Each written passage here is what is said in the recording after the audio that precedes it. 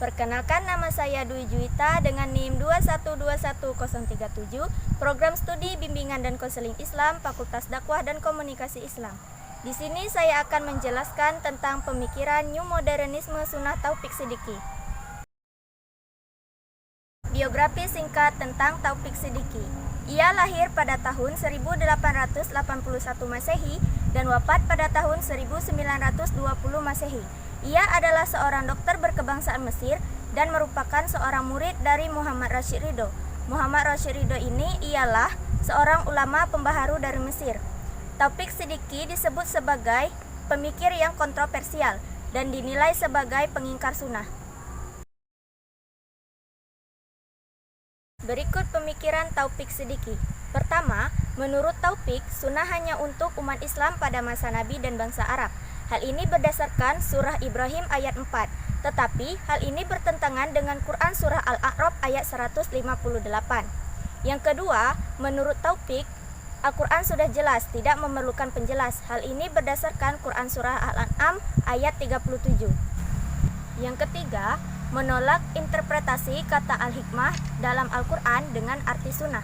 Menurutnya, al-hikmah berarti mau'izah, adab, berilmu, dan masyarakat medani. Tetapi di dalam Quran surah Al-Ahzab ayat 34, al-hikmah berarti sunnah.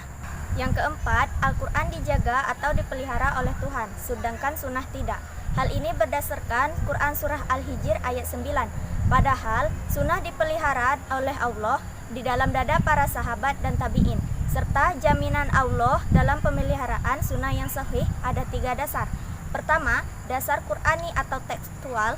Yang kedua, dasar qiyasi dan istinbadi atau analogi dan induksi. Dan yang ketiga, dasar waqi'i atau faktual. Yang kelima, kontradiksi antara hadis dengan Al-Quran. Di dalam Al-Quran tidak ada perintah membunuh orang murtad.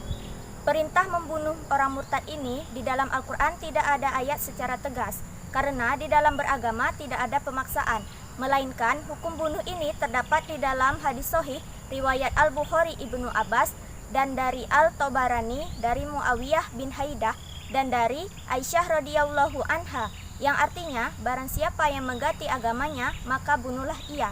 Dasar pemikiran kewajiban umat Islam mengikuti hadis sahih adalah kewajiban taat kepada Rasul yang terdapat di dalam Al-Quran, Quran surah Al-Ahzab ayat 36.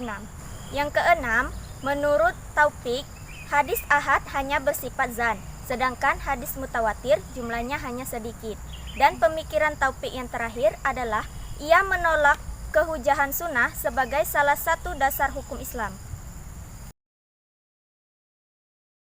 Kesimpulan yang dapat saya ambil ialah pembaharuan sunnah yang dilakukan Taufik ini sangat berlebihan karena sampai harus mengingkari sunnah secara keseluruhan, serta argumentasi yang dikemukakan Taufik ini sangat tidak akurat dan lemah karena terjadi kontradiksi antara ayat yang dijadikan landasan pemikirannya dengan ayat-ayat Al-Quran yang lain.